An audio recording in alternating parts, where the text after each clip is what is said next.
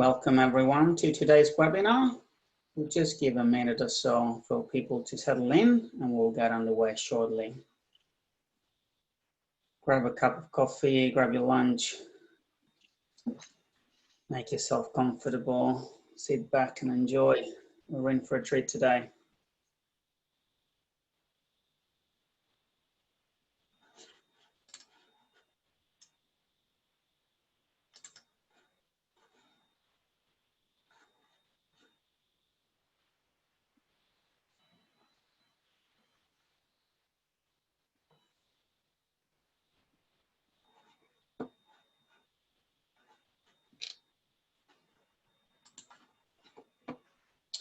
Okay, welcome everyone. We'll get started now. My name is Giovanni Ferrante. I'm the Marketing Manager for CIPS in the Australia and New Zealand region. It's my pleasure to be your host for today's webinar. Before we get started, I would like to acknowledge the traditional owners of the land on which I'm sitting in today, and that's the people from the Wurundjeri Woi-wurrung of the Kulin Nation. And I'd like to pay my respect to their past and elders and present, and acknowledge all of those Aboriginal and Torres Strait Island attendees present today. I'd also like to pay my respect to our colleagues and traditional owners of the land in New Zealand. And so, Tina Koku, Tina Kotu, Tina Kotu Katoa. Today is the first session of our Best in Procurement webinar series. This is a series of webinars that CIPS promotes to help share example of procurement excellence from our very own region. And what a way to start today than having the best of the best, TransGrid, an organization that's demonstrated to be the worthy winner amongst winners across different categories. Today's webinar is being recorded, so you'll have an opportunity to go back and relive some of the insights that Siju will be sharing, and you can go back to try and get inspiration on some of the things that come up today to implement in your own organization. You'll have an opportunity to interact with other attendees and the speakers through the chat function. So please send your comments, tell us where you're from, tell us what's your biggest struggle today, or how you're coping with lockdown if you're in Melbourne, or else freedom everywhere else in the region. And just share your thoughts with us. You can also submit some questions after the presentation. We encourage you to think about the question throughout and submit it right before we go into the Q&A. The question will be answered live by Siju at the end of his presentation, which will take about 20 minutes. We're hoping to wrap up a little bit earlier than usual, so we're aiming for 40-45 minutes run, just so that we get leave you to get on with your day. I want to briefly touch on the project that saw TransGrid successful at the recent CIPS Supply Management Award. And again, we're lucky that we have the very own CPO, Siju Johny, who's a fellow of CIPS, to do a presentation on their transformation project. They've demonstrated best practice in a category that's highly contested usually, and that category is the Large Procurement Team of the Year. And that award is assigned to organizations that have made significant improvement to their performance, to their culture, resulting in effectiveness, in increased influence across stakeholder, increased efficiencies, obviously savings, and led to competitive advantage. We have more than 100 people that registered today. A few are in attendance. So I'd like to first thank you, Siju, for his kindness and his availability to share his journey with us. And I'd like to welcome him on board and handing over to you. Thank you, Siju. We're delighted to have you with us today. And thank you again for sharing your story. And over to you. Thank you, Gio, and welcome to all those fellow participants and fellow procurement colleagues. For people who are here in Sydney, it's a beautiful day outside, so make sure you go outside for a walk. Find some time because it's definitely required in these challenging times. So without much of an intro, I'll straight away get into it. By the way, one of the things I would really like to talk about before I get into the presentation today, Sophia, if you can go back to the original slide and we stay on the title slide. Every submission that goes to CIPS, the way I see it is actually to have a story. Every change, every transformation will have a start and an end, which is pretty much the outcome that you deliver.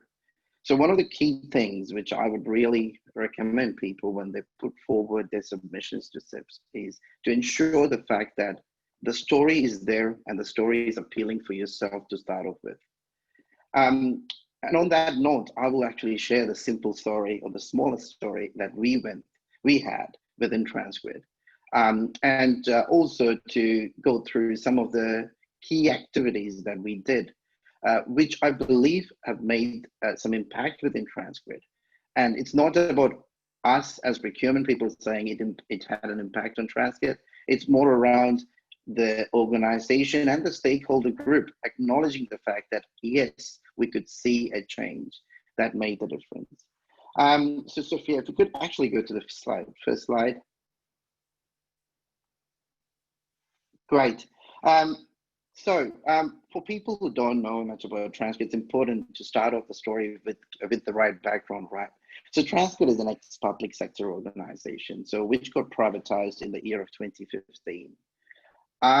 Like any other private organization, like it was quite aspirational. You know, when it actually started off with 4 shareholders, predominantly 2 superannuation funds and 2 infrastructure businesses. The aspiration was predominantly, we want to be the best. We want to actually be more cost effective. We want to be more efficient in delivering projects. We want to ensure the fact that we are actually giving the best service to the people of New South Wales and ACT, because those are the 2 states that we actually service from a transmission side.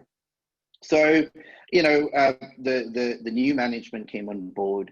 Pretty much like any other businesses, you know, there was pretty much a refresh they were trying to do at all parts of TransGrid. Procurement was one among them, and you know they went through the first things that everyone do to do the basics correct, and slowly they started looking into the service business units within TransGrid and tried to ensure the fact that we have a target that we have set to be the best out there in the transmission industry, but right now, let's see what we need to do from each service business units to make it work and support that particular target. On that activity, what TransGrid was actually trying to achieve is to make sure the fact that, you know what, the procurement function that actually support TransGrid to get through that journey is ordered and structured in a way that it's not going to be one of those transactional traditional procurement functions. It's going to be one of those strategical function which actually think about the bigger picture on every move they actually make. So, you know, one of our key objectives within TransGrid, specifically for procurement, was to actually be a partner to the business that could work collaboratively with the business to deliver not just about value for money, but also to actually ensure the fact that the service that we offer as procurement stands out, and people are coming to us not because they're forced to come to us, but because they actually see the value in us, and hence they wanted to work with us.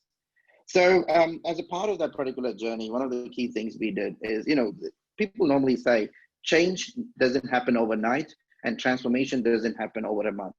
It takes time.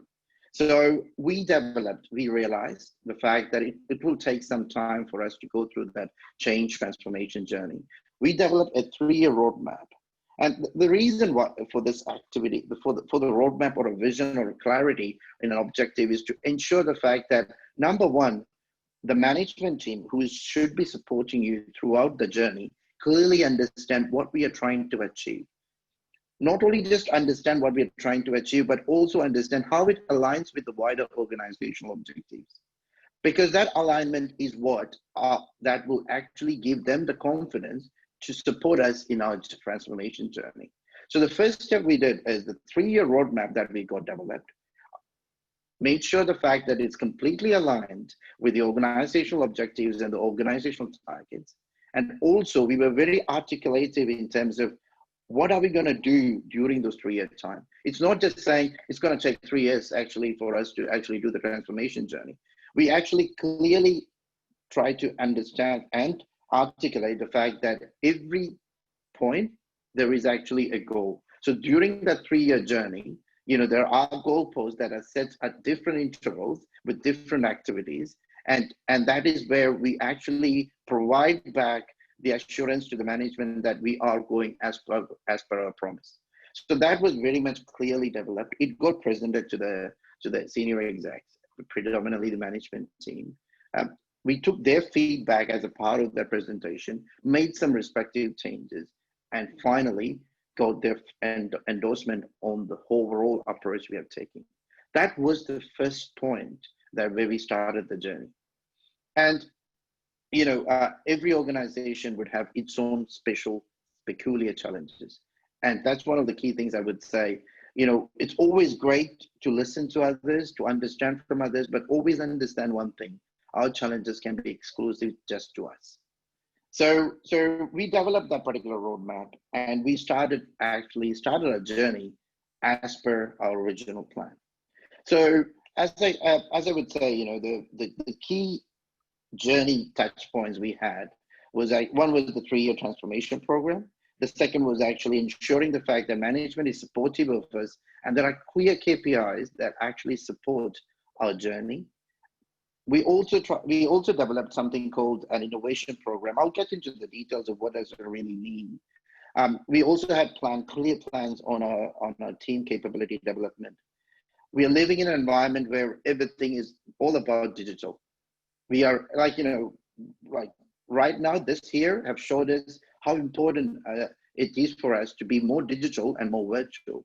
So digitalizing procurement is something pretty important nowadays. So we had a clear plan on the technology roadmap that we need to have for procurement, and ensuring the fact that we have a continuous improvement agenda, and we have not only the supplier, the SRM function, but also have a partnering function developed within TransGrid, so that we're not going to go out and say, hey, we finished the journey and it's pretty much BAU. No, any function, any business units or any team, if they want to keep Excel, they want to understand one thing, that we should have an openness to have that continuous improvement mindset within our team and within ourselves. So if you could actually go to the next slide, if you mind. Right, so this is, in a very simple way, our transformation journey. So the first thing, as I said, we developed that transformation roadmap.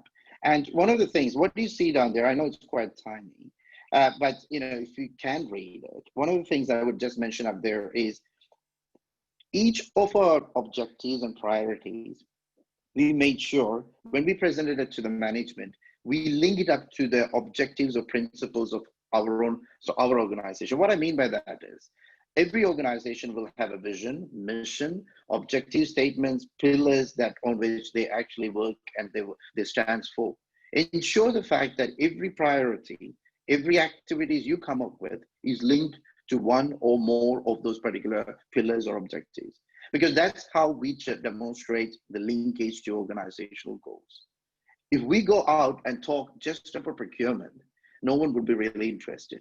And one of the key things I would say, when we prepare these sort of management packs and management slides, make sure you are not saying what you want. You are actually saying what the organizational management want you to do. Because there's two different things. We as procurement professionals are really great in going and telling the story the way we want, staying within the priorities, thinking of the fact that the only priority that the rest of the people in the business actually got is procurement. That should be changed to the way we should be talking about things which is top of in their agenda. That way we can actually relate to them in a better and efficient way. So that's that particular linkage that you see in that pyramid chart, that everything that we do actually had a benefit to TransGrid and Group. Then we got into what I would call it as year to a year goal setting and clear guidelines in terms of hey, what are we planning to do this particular first year, second year, and third year? What all are the touch points or the reality checkpoints that we actually have during this particular year? And we also ensure the fact that at the end of every year, I actually requested time with my exec to show them and tell them a review of the year for that particular, again, it's the promises that we committed. So the reason why I say this is important is, one is actually giving them the confidence. Second is ensuring the fact that giving them the assurance that we are staying within our promise. And finally, it is actually showcasing it to them, the fact that we have delivered outcomes. Because these three touch points really help you to ensure they don't lose the confidence in the journey that we have. Because we really need their confidence and trust, because the journey was spread over a period of 2 to 3 years. So it's so easy when we lose attraction or when we actually forget to update them that we go back to the lowest priority. So ensure the fact that we have clear touch points with management to keep making sure, updating them that we are still going as per our promise. The second one, as I said, is to have clear management and team KPIs. Again, a KPI that cannot be shared with the wider team, for me, is not really a KPI. Because I know a lot of organizations actually have, hey, we can't share the KPIs much because they are confidential. The reality behind KPIs is, if people know what you really stand for, if people know what is the purpose of you and what is the value you're adding to the organization, that's when they start gaining more confidence in the activities that we perform. So it is important that we actually share our KPIs to the wider team and also to the wider relevant stakeholders, because that's when they will actually understand what is the purpose we are delivering. Now, the way that we did this activity within TransGrid, it was two different sides. One was people who work with me, or people who have actually come across previously to the organization where I've worked. We had something called a visual management center. It is predominantly a goal-setting visual room dedicated fully for procurement. So all my direct reports within my team, they actually had a board which displayed their key objectives and their key targets. The reason why we put it out there is we want the wider people and stakeholder group to understand what is each one of them are responsible for. What are the key targets they are striving for? Once they actually know it, and they also see the fact that their projects or their activities or their key concerns are up there as the objectives or targets or KPIs for the wider team, they actually can understand the linkage between them and the wider procurement team. So that clarity and that assurance back to everyone was very important. Again, within TransGrid, the visual management room is actually a stand-up meeting opportunity I actually have with my direct reports, where they will come pretty much fortnightly and they present how are they going against each of those KPIs, what are their top priorities they're working on, what are the key challenges they are actually having. The reason why we do it is actually the more transparent we are, the more clearer we are based on about the challenges that we face within our organization, the better support normally we would receive within our organization. So it was that ability to showcase to the wider stakeholder group, this is what our challenges are. These are the priorities that we're working on. Here we go. Your project is one of our top priorities. So that kind of connection to and fro really helped us to actually ensure the fact that the KPIs are clearly understood, not just by procurement, but with the wider organization. The third one we did, this is simple, very simple, everyone could do. Within procurement, we might actually have minute ideas, like really small ideas. That ideas can be as simple as, hey, how about developing a tracker of priorities? How about developing a simple spreadsheet which gives us the status of each of the projects and everything. But the reality is they are very tiny and doesn't really get too much attention from anyone. One of the things we did within procurement in TransGrid was to develop something called a procurement innovation program. And the reason why we did it, it's a simple concept of small is actually going to be not very much noticeable, but when you put too many small things together, there comes something bigger. So that was the basic principle that we used in the innovation program. So within the innovation program, we actually had 5 streams of activities. So those 5 streams were spread around stakeholders, communication, value generation, system and automation, and end-to-end process optimization.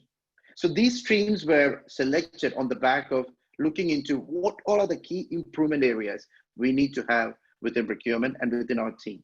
So that was the guiding principle that was used to select these particular streams. And what we then did is for each stream, we had a small group of people, which included both procurement and the wider business stakeholder community. So what we're trying to do down there was actually, hey, you might have a suggestion. You might have a pain point with procurement. Tell us about it. And when you tell us about it, please try to think from our shoes as well and try to tell us how would you like that to be changed? Because that way we could understand they're not just throwing the problem to us, but they also have, and most of the stakeholders, as you would know, have suggestions in terms of how we could improve the service offerings to them. So having that innovation program included with the business stakeholders, what it really helped us is actually to get their voice heard inside procurement as well, in a very structured way. What you see down on that photo down there on the slide, next to the innovation program rollout, that's how we started off. A simple chart that was actually presentable in the team area that we sit. We had sticky notes where people, anyone within TransGrid, to come in and put it again as one of those streams and say, hey, this is the challenge, or this is actually the pain point we have with procurement. Having started off that way, I'll give a sum up. We actually had the first year, almost 60 innovative continuous improvement opportunity ideas that were presented. And I can tell you very clearly, all out of the 60, almost 80% of them were actually implemented. And when I say implemented, they range from real minute things such as, hey, change this particular form to include so and so, to things such as we need to actually change the overall evaluation approach that we have intended. So, it's the range of things and continuous improvement suggestion came through to us was actually, as I said, from smaller to really bigger. But what the change we brought in was actually to ensure that where it makes sense, where it makes the right reasoning, we made sure those things were implemented. And we just don't stop there. Once they get implemented, we called out those people from business who actually put forward those suggestions, and we made sure the fact that they were rewarded from our end for that particular suggestions.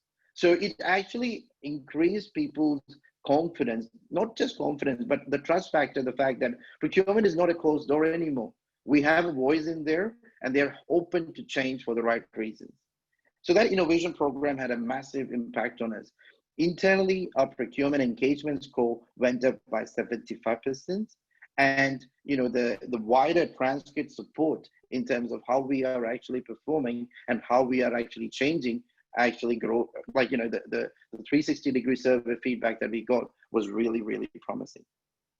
So from there, we actually got into the next cycle, which is predominantly the team. As you would know, for any change, for any activity, for any journey, team is your biggest strength. It's like, it's as simple as like, if you have a car, if you actually have a technology that you're investing in, if you don't regularly update the software, it doesn't give you the real outcome.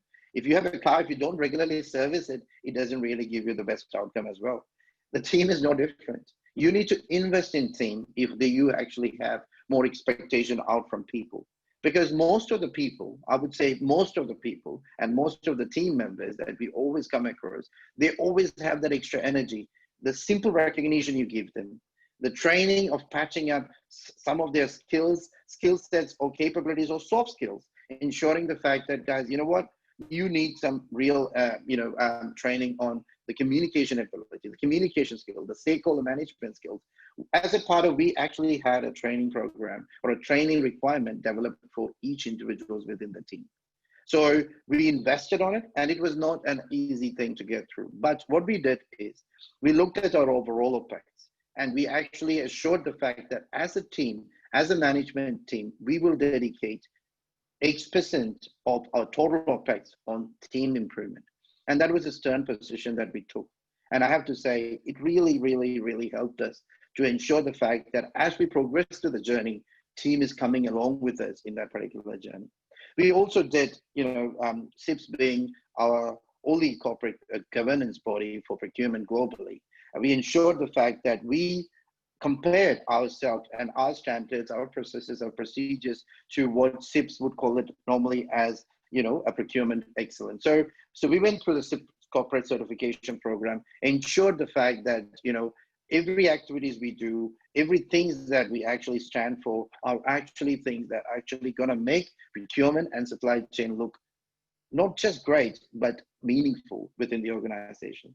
So we got ourselves assessed again as CIPS corporate certification program. We also, as I said, we had a clear training activity program for each team members. No matter what role they were doing, there was very visible to each one of them. Then got into the most important one. This is one of those things which I would say out of all the initiative, what needed the most amount of investment, which is digitalizing procurement. So just for clarity, within TransGrid, we used something, ERP platform called Ellipse. That's what we were using within TransGrid. If people are familiar with Ellipse would know, Ellipse is not a procurement platform, or it is really an engineering platform that, and every other part of Ellipse that was developed was just to make sure the fact that they support the functions. So Ellipse actually had its own challenges, and a lot of things that we do within procurement, within TransGrid, were paper-based. So there were a lot of manual handling of stuff. The contracts were kept in Microsoft database. It was offline. There was no connection or integration between various systems. We used to actually have 5 different systems by which we run just procurement within TransGrid. So the overall experience was quite poor. So there was definitely a need of digitalizing procurement. And, I would actually, I would not hide this fact. It took me a good 12 months to get the business case across, because of the investment that was required to actually make that happen. But considering we are a private organization, every business case is purely an ROI conversation. It has to be an ROI conversation if you really want to get the attention of management, and if you really want to keep things going, because they need to know, yeah, I'm investing this much. What are my benefits? What are the continuous improvement I'm going to receive? And what is actually both the tangible and intangible benefits the organization is going to deliver, organization is going to experience. So we have to be very articulated. We have to be very clear in terms of what we're trying to achieve. And we also have to ensure the fact that on the back of digitalizing procurement, what all of the changes that you're going to bring in to procurement, and how the whole service angle of procurement is going to be changed. I will spend a complete day. I'm happy if I need to talk about digitalizing procurement, so I would not go too much into it. But the end result was we went to a tender of selecting a platform.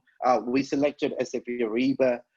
We implemented it. To sum up the story, it took us around 10 months to go through the digital transformation journey as well.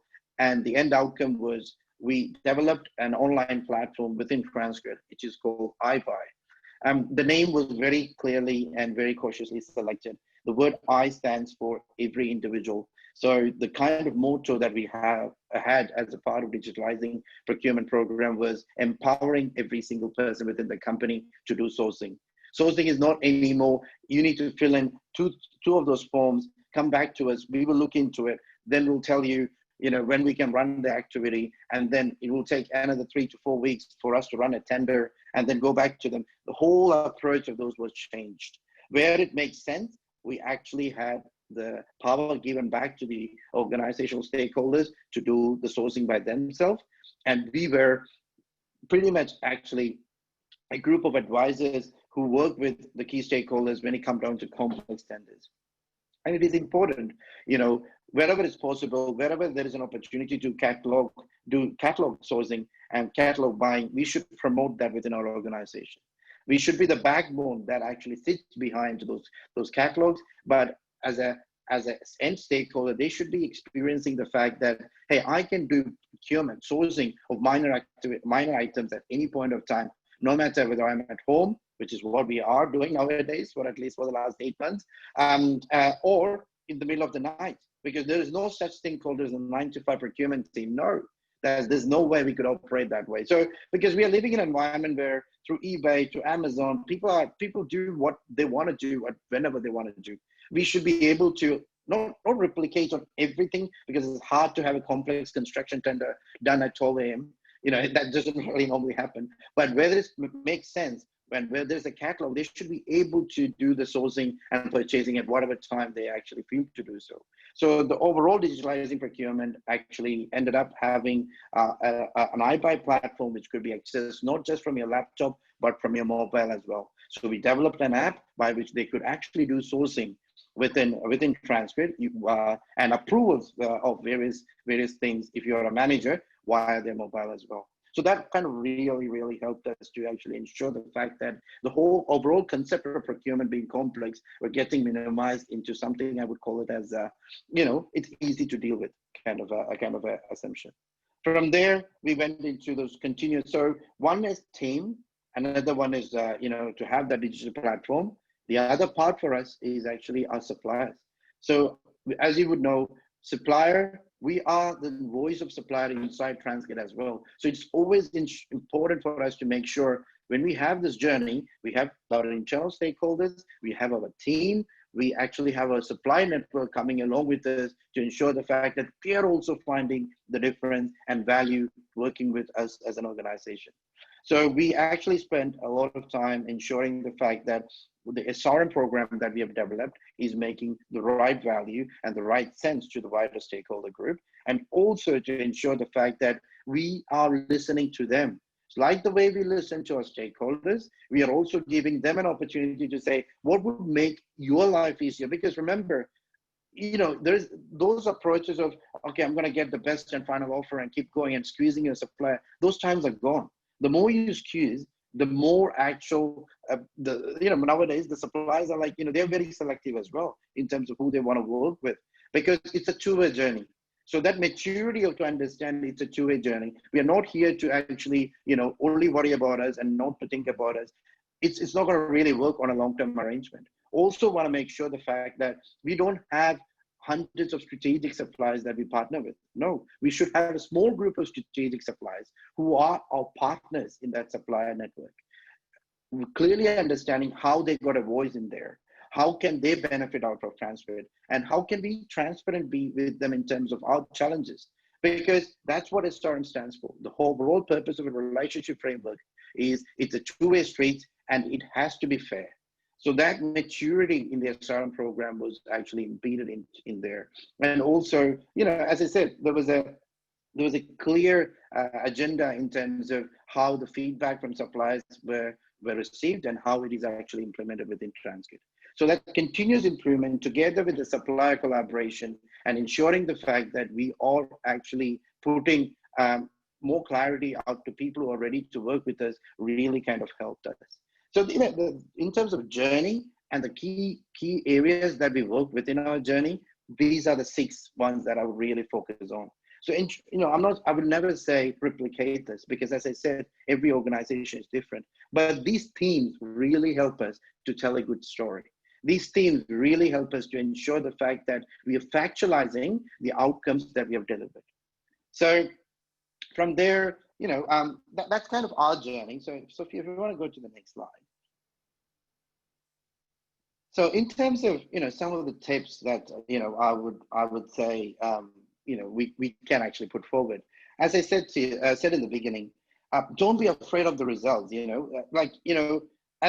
whether the result is small or big, it doesn't really matter, because every step change and process uplift counts towards your submission. So when you try to put forward a submission, ensure the fact that you sum up your outcomes or results that you've achieved, and there is a theme behind that particular result. So that way, as a judge who is looking into the submission can clearly understand, okay, what was their purpose and how it actually went across and how they delivered. Make sure there are some key takeaway points in your submission. So, you know, it's basically, if you want to tell a story, and normally you would actually put at the end of the story, hey, this was the moral of the story. That is the takeaway, right? Similar to that, you should actually have a takeaway point available as a part of your submission. So as a judge, you know, they could actually sit back and think, okay, so this is what the story they want to say to the wider procurement community. Ensure the fact that, you know, every initiative we do follows the purpose, issue, cause, and solution. So it needs to be very clear. We cannot be, you know, textbook theory-based submission. It doesn't really work. You need to clearly articulate your purpose. It also needs to clearly articulate what issue are you trying to address. And you also need to articulate the cause and the outcome of the solution you've delivered. So make sure that you have purpose, issue, cause, and solution. Always make sure you actually include the feedback from your exec team or the senior management team into your submission, because they are the voice of the change that you have brought into the organization. We cannot sit back and say, we have done a great job and, you know, it was great. We should never do that. It should be our stakeholders or our exec who should be saying, we could see the change. That really add more credibility and value to our submission. Make sure it is not an essay. When we put forward an application, make sure you balance it with both words and visuals. It's important because you can share a simple concept using a visual than writing a 4-page essay. So, you know, be smart in terms of understanding what should I say, and where possible, make sure you put photos of your projects. And also, as I said in the beginning again, never, ever compare your organization to other companies. Every organization is different. Every challenge that we face is different. So it's important that we never get stuck into comparing ourselves to others, because it's like individual, right? Every individual is different. If we start comparing ourselves to others, you know, we would always try to become someone else, and it's going to be really hard. We need to stand out in our own way, and we need to address our challenges in our own way. So make sure you actually have that approach when you do your submission as well. So, you know, these are like, you know, basic things, but it's very important we keep it. When we do a submission, after doing that submission, it's always better to go through this particular, you know, kind of tapes and make sure the fact that when I read my submission, does it really get connected to these activities? It really helped us. It's something that, you know, we have actually tried to make sure we followed. Sophia, if you want to go to the next one. And I would say, you know what? Basically, for all those people who are putting their applications for the next year's submission, good luck. We had a great story that we actually were able to share internally within TransGrid. The recognition and the pride that it brings to the team is enormous.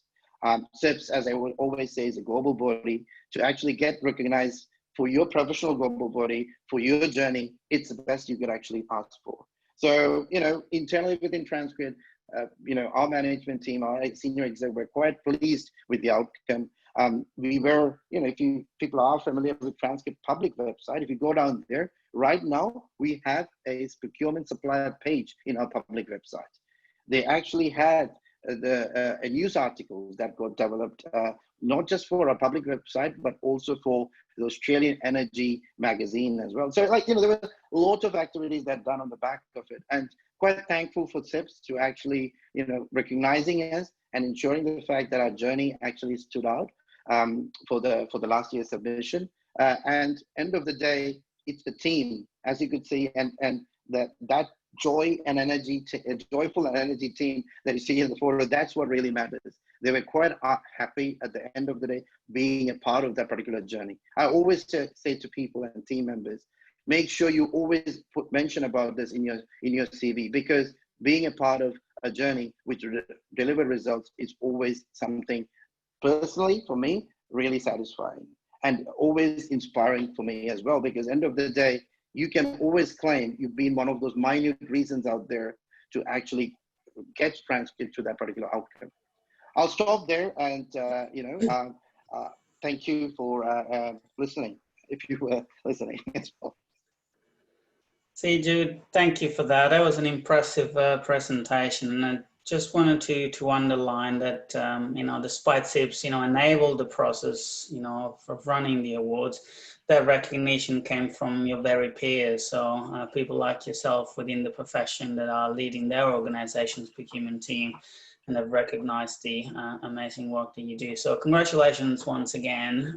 One of the things that was very sort of clear to me throughout your presentation was the relationship component of all of the work that you do, from engaging the stakeholders, whether it's higher management to get the buy-in, or your colleagues throughout, you know, the innovation process, getting feedback from everywhere, or empowering people to, you know, to do that purchasing decision.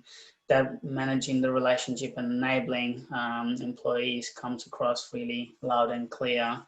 So again, congratulations. We have quite a few questions. That's again another testament of the interest in the session. So Greg is asking, first of all, he's complimenting you on a great presentation. He's asking, what did you find your biggest challenge as far as change management goes, especially for digitizing procurement, and two, for taking a more strategic approach, and how did you overcome those challenges? Right, great. Thank you, Greg. That is a great question. Change management, I think you actually struck it up on the right place. It is the biggest challenge you actually can have. So let's go through the question, right? The first one in digitalizing procurement. My biggest challenge was actually the price tag that was next to the digitalizing procurement project. Because it was quite enormous. And you know, the biggest challenge was, like, for TransGrid, was they've never invested previously in digitalizing procurement. So the overall challenge that I put in front of the management, why do you need to even spend money on technology for procurement, was actually a biggest thing. So the way that we overcome was actually using two parts. One was actually the need was actually supported by the wider senior management team. So I took some reasonably good time going and talking to every single SLT within our organization, sharing with them what we could do better by actually digitalizing procurement. So spending that one-on-one time with those SLT, I'm not talking about exec, I'm talking about the senior leaders in the business, and ensuring the fact that their considerations are included into that particular digitalizing procurement submission was very helpful, because end of the day, we had 33 SLT members within our organization. To have out of those 33, I will never sit back and say I had all 33 saying yes to it straight time. No, but I had almost 65 to 70% of my SLT supporting this. And that was really helpful, because when I went up to the exec manager, I was able to quote, these are the people and these are the challenges they shared with us, and these are the solutions we could actually come up in there. So that change management of actually getting the SLT along in the initial part of the business case was really hard. Secondly, change for anyone is going to be massively different, especially an organization like TransGrid, which actually had a history of more than 65 to 70 years. Procurement never had a technology change for almost 35 years. To ask someone to change some practices they do for the last 35 years, you could imagine. So it was definitely not an easy journey. So as I said, it included a lot of communication, a lot of one-on-ones with those particular people. So you never need to underestimate. I would say, based on the digitalizing procurement journey, the biggest factor that can make your project win or lose can be change management. Because everything else you get support. And you know, while the change management is a core activity you and your team will have to do. So, you know, to answer your question, Greg, that was one of my key things. In terms of, you know, what was the second part? I kind of missed that particular question. Do you know, Gio, what was the second part? There was two parts of the question. Yeah, the second one was the shift towards a more strategic approach.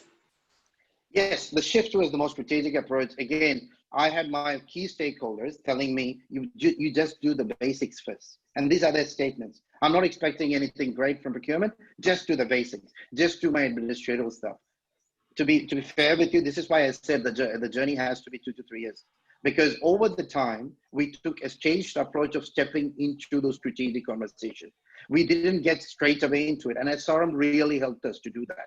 SRM facilitated an opportunity for procurement to have a strategic conversation together with the exec and the SLT, and that really helped us to get in there. So the change management of getting into strategic approach was very much, and again, as your organization might have a different challenge, I can only share what we did within our space. So the change management for strategic approach was taken via the SRM side. Brilliant. I hope that helps. Yeah, that was quite elaborate. Thanks, Siju. Knut from New Zealand is asking, so enabling the business to do the sourcing themselves would mean that they need to spend time on the activity in addition to doing their day job. Is that time available for a day job would reduce? How would you convince the business to dedicate time to sourcing activity? Thank you, Knut. Thank you for the question. I think it's a very sensible question to ask, but you'll be surprised how much of the stakeholders would be happy if we were actually facilitating things for them and they are in the control seat. So when I said enable them to do the sourcing, it's, I'm talking mostly about at this stage around catalog purchasing. So all those indirect expenses, so simple things such as, let me put it out there, a consulting. So we might have a consultancy panel within our organization. We might have a consultancy panel for financial related activities. We might have 3 or 4 panel members, ensuring the fact that they are, because in the past, what they used to do is they raise a purchase requisition. They then come to us. We will sit with them. We develop them for them the scope of work and various other activities. And then it takes 3 or 4 days for them. And then they kind of feel like, oh, I'm not in control of this, and I should be at the mercy of other people. I'm giving a very practical example here, right? So going back and saying, hey, here is your tactical sourcing form. Here is the details that we want out from you. And once they put it forward, they can't submit it without filling in all those particular details. So ensuring the fact that they are taking some time and effort to making sure the fact that they're putting the correct information, so that, because 90% of the times what happens for most of our procurement people is people will give us half completed forms. The forms, and we'll have to go back to and fro in terms of what is this information, what is that. So by having a tactical sourcing request form, which actually allows them to fill in all those required details, and also help them to choose out of the panel members, which are pre-selected by procurement, who they want to go to, kind of really empower them. Because once they do that, the overall tender pack or a sourcing pack was all automated. Once you press the submit button, it all gets completely collided, depending upon the total value of the engagement, obviously. But if it is something like a couple of $1 million, it gets collided, it becomes a tender pack. One of my procurement business team partners actually do a quick review of it, and it has to be a quick review. And as I said, it's a maturity thing, but we could actually see the fact that giving them that particular empowerment to do those activities was very well accepted. Now, coming back in terms of catalog purchases, we develop the catalog. To develop the catalog, we do the sourcing. So we are still in control of ensuring the fact that we're getting the best outcome and best efficiency and best value for money for our organization. But just giving them the options and saying, you can go ahead and do the sourcing and make sure you follow, because the system will automatically follow the financial delegations as well. So it's more like empowering them to do whatever minor things we should not be included in. Because remember, we will never have the luxury of an army of people in going ahead within procurement. Procurement is going to, most of the organization procurement groups are going to get minor and smaller, and we need to actually ensure the fact that there is a relevance for us in the picture, rather than saying, I'm a process person, or I'm a person who's going to help you to take from point A to point B. It has to be much more than that. So that's what we were actually talking about, giving them that ability to do sourcing wherever it's possible and applicable. Thank you. And that covers, to a degree, part of the sort of next follow-up question, which is, allowing people to do their sourcing activity. Does that mean that you still keep some control and oversight of the procurement activities? I think you've covered pretty much all of this, and especially with the catalog and the panel approach. Stuart is asking, did you manage the transformation all on your own, or did you get external support for that? The transformation journey, in terms of, there are multiple parts of it. The digitalizing transformation journey, we had external support, absolutely. The initial part of developing objectives and principles and getting structure, we had an external support for a period of 2 to 3 months. But the overall journey, once the goalpost was set, once the key activities were set, the actual journey was done by within the team. An interesting question from Danny. What's your logic behind the prioritization for the improvement that comes through the innovation opportunities? Who gets to pick from the different stakeholders?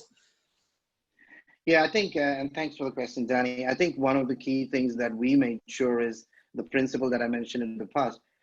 Don't think our priority will be other people's priority. To understand other people's priority, it's important you understand their problems first. So one of the things that we used within TransGrid was, as a part of the wider reporting that we receive within TransGrid, there are areas of, there are a list of projects which the wider organization is working on. So it can be, I'll give you an example, like practical example, right? One of the key challenges within TransGrid we had was, I don't know how many of you follow transmission industry. Right now, TransGrid has actually got the task of actually delivering around $6 to $8 billion worth of transmission projects around New South Wales and various parts. And one of the key things the organization was finding difficult to do is, hey, we are so process-oriented organizations. There are too many red tapes that's actually happening within procurement and other parts. How can we make TransGrid a bit more effective and efficient?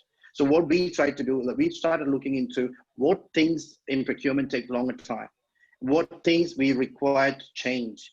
And we went back and we had a look at outside organizations. We had a look at global organizations. We actually went to the key stakeholders who raised concerns about red tapes and other stuff. And we actually made some substantial changes to our overall processes. We updated our procurement policies, we updated our procurement frameworks, and it kind of really helped to ensure the fact that their voices are actually heard inside. There's no one answer for that question. Unfortunately, the reason being every challenge, every organization, every priority of every organization is different, but make sure you don't put your priorities as the procurement priorities. You make sure you put the stakeholder groups priorities actually are included in those particular lists.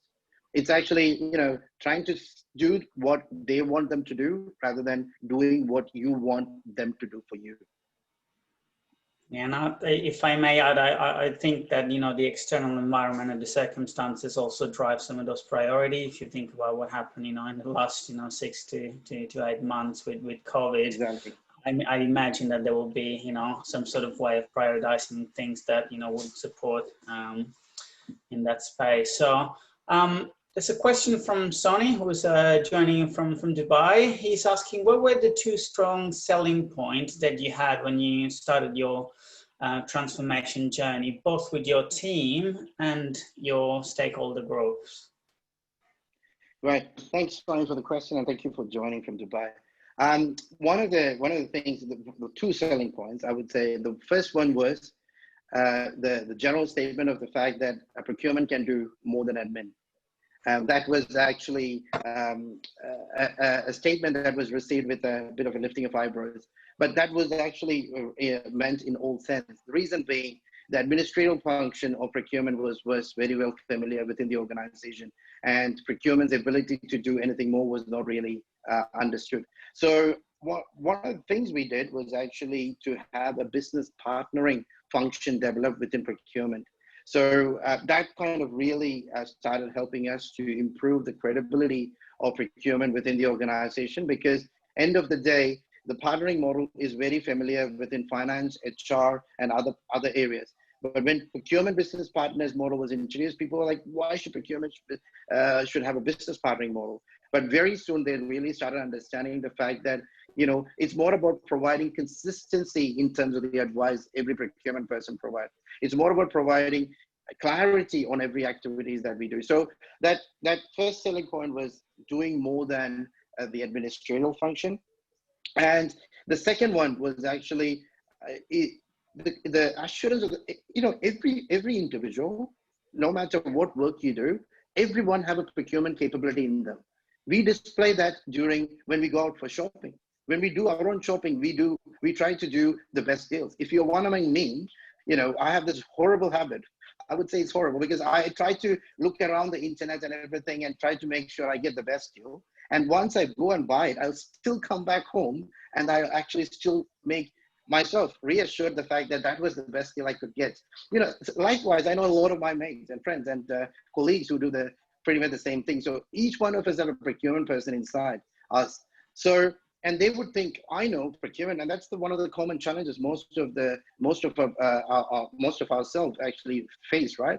What is so special about procurement? I know. What do you know about IT? What do you know about, you know, engineering projects and kind of stuff? So everyone would know they know procurement. To tap onto them and say, you are right, everyone, you are a procurement person, but procurement is more than purchasing. That kind of approach and that kind of personal consultation was another key selling point that we did to ensure the fact that they are understanding the benefit and value this transformation can offer to the organization. Siju, just a couple more questions. I think we can go through, I think, all of them. Chris and Phil are asking something very similar. How big was the team and what was the structure? And did it require a massive change, organizational change, to go through this transformation journey? So, well, how significant change to your organizational structure was required? We had to make some reasonably significant change. One of the, well, I'm more than happy to share what we did. So the current team is actually, I can give you a high level. So we actually have the traditional category management function, which is within TransGrid. We then actually have a procurement business partnering team. The procurement business partnering team actually have two sides to it. One is the internal business partners, that look after the internal stakeholders. The same team manager look after the SRM function as well. The reason why we did it that way is because one is looking after internal stakeholders, other one is looking after the external stakeholders, which is our supply group. And the assurance we were trying to give both of them was there is consistency in the way we deal with both internal stakeholders and suppliers. So we have that particular function. We then actually have the procurement governance, analytics, continuous improvement, whatever you name it, because that is the team for me who constantly look into our policies and procedures, who are in charge of digitalizing procurement activity, who are also the team who's ensuring the fact that every single analytic activity that comes out of the data that we hold is consistently being used. So I actually have the procurement governance reporting analytics team. Then I actually have the procurement support team, which is actually, I would say, the people who always get their hands dirty. The team also look after the vendor master file, you know, and all other administrative related activities that sits within procurement. And one addition that I actually have, because of the bigger billion-dollar projects we are actually having within TransGrid, is I've actually developed something called a Procurement Project Management Office, because as you could understand, we don't get additional headcounts just because we have bigger projects. So I had to demonstrate the fact that, hey, procurement is a stream of activities that happens in all these projects. And for us to provide you with that service, here is the support I require, and here is the resource I require. So that procurement PMO function is not covered through my OPEX budget, which in other words means the fact that it doesn't come off of the OPEX line of the organization. That is fully capital, and that gets only recruited and approved once the project directors and the key project people agrees with the fact that, yes, I need that support from procurement. So that's how we are currently structured. The total size currently is around 40. It will, we will be going through some more efficiency activities in the coming years, but right now, to be very exact, it's 41. Thanks, Siju. And I think one last question that wraps up a very great session. One of your colleagues from the New South Wales community, Andrea Patrick, is asking, in hindsight, what would you have done differently and where next? So that's that sort of like ties in the session. Yeah. Thank you, Andrea, and hope you're doing well. One thing I would say, if I would have done well, and this is the same answer I give to any journey I've been through, I always say I could have done change management better. Because there is no such thing like, humans, by the nature of it, no matter how much you invest on change management, there is always stakeholders or community or people out there who has not been pleased. You know, I never run a recipe which actually make everyone happy.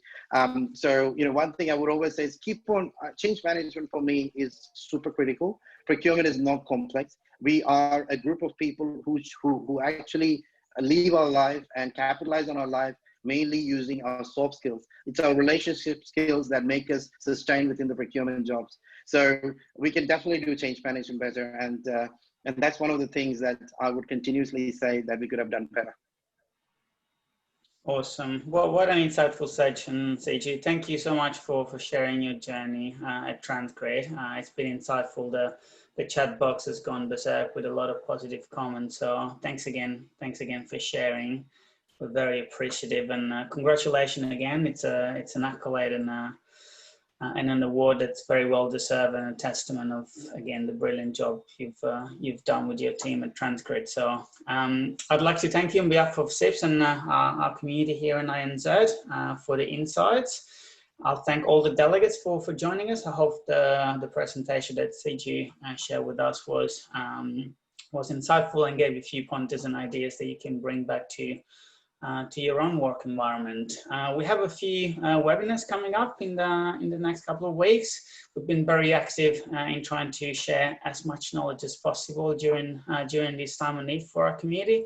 So tomorrow we have another session from the Best in Procurement series with Australia Post on collaborative teamwork, again at 12 noon. And then next week on 23rd, we have the second part of the Women Leaders in Procurement and Supply series, which is about difficult conversation, again at 12 noon Australian time. And for a bit of fun, on the 24th, we have a virtual networking session organised by our Victorian committee, free for everyone to join at 4:30, and that will go for about 2 hours. So we're putting a bit of fun, which is important. And to wrap off the week, we have a session that will talk about modern slavery and chain modern slavery. It's titled. It's on the 25th of September, again at noon Australian Eastern Standard, and it's currently sponsored by Inform 365. Last but not least, please complete the survey at the end of the webinar. We appreciate your feedback, and that's the way we can improve upon our delivery of those sessions. So once again, thank you, Siju, and thank you everyone for attending. See you all with the next webinar. Good day. Thank you.